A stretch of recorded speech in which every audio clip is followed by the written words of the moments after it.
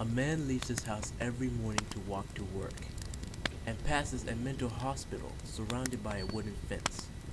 Every morning the patients are out in the yard and he can hear them saying in unison, 10, 10, 10, 10, 10. One day he gets curious and looks through a hole in the fence.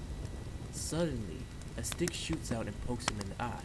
While walking away, pissed off, he can hear the patients saying, 11, 11, 11, 11. Mommy told me never to go in the basement, but I wanted to see what was making that noise. It kind of sounded like a puppy, and I wanted to see the puppy. So I opened the basement door and tiptoed down a bit. I didn't see a puppy, and then Mommy yanked me out of the basement and yelled at me. Mommy had never yelled at me before, and it made me sad and I cried. Then Mommy told me never to go into the basement again, and she gave me a cookie. That made me feel better.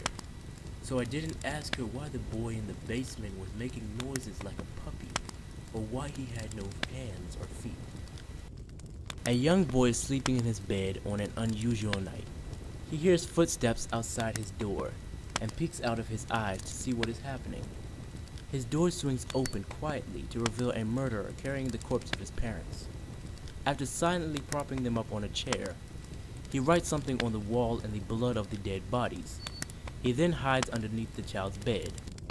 The child is scared beyond belief. He can't read the writing on the wall, and he knows the man is under his bed.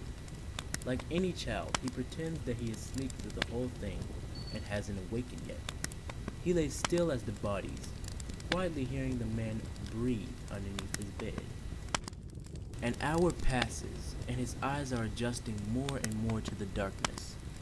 He tries to make out the words, but it's a struggle. He gasps when he finally makes out the sentence, "I know you're awake."